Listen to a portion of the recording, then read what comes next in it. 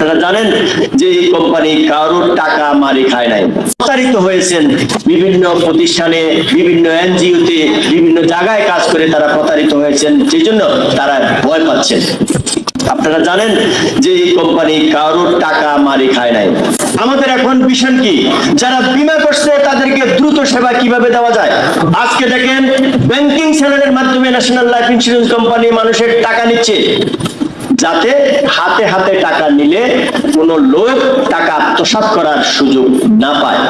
অনেক মানুষ আছে বিদেশ থাকে, তারা এখানে বীমা করে, টেনশনে থাকে, ছেলের কাছে টাকা দিলে টাকা না আত্মসাৎ হয়ে যায় কিনা, আত্মীয় স্বজনের কাছে টাকা দিলে টাকা আত্মসাৎ হয়ে যায় কিনা, তারা কিন্তু টেনশনে থাকে। অনেকেই আমাদের এখানে বীমা করার সময় বলে, আমি যদি সৌদি আরব থেকে টাকা পাঠাই, আমি যদি ওমান থেকে টাকা পাঠাই, আমি যদি সিঙ্গাপুর থেকে টাকা পাঠাই, তাহলে কিভাবে পাঠাবো?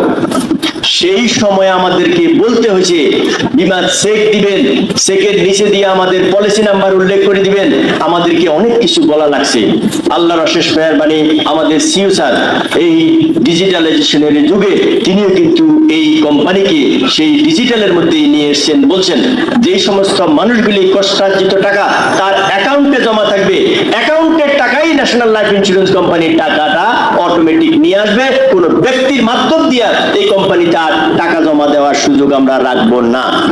আলহামদুলিল্লাহ, আমরা কিন্তু সেই লক্ষ্যেই কাজ করে যাচ্ছি। অর্থাৎ প্রতিনিয়ত বীমা গ্রাহকদেরকে সেবা দেওয়ার জন্য বীমা কর্মীদের বিভিন্ন প্রণোদনা দিয়ে, বীমা কর্মীদের স্বাভাবিক ইনকাম ঠিক রেখে, বীমা কর্মীরা যাতে হাতে হাতে টাকা নিতে না পারে, তার বেতনটা, তার কমিশনটাও যাতে ব্যাংকের মাধ্যমে নিতে পারে, এই কোম্পানি কিন্তু অলরেডি সেই ব্যবস্থাও আমাদেরকে করে দিয়েছেন। তাহলে আমরা আমাদের এই কোম্পানি বীমা কর্মীদের জন্য যে সুযোগ সুবিধা করতে পারেন, অন্য কোন কোম্পানি সেটা করতে পারবে না। আপনারা জানবেন বিদেশি কোম্পানি মেটলাইফ, আমরা ফার্স্ট ইয়ার প্রিমিয়ামে গত বছর এবং তার আগের বছর সেই কোম্পানিকে হারাইয়া বাংলাদেশের 1 নম্বর কোম্পানিতে রূপান্তরিত হয়েছি।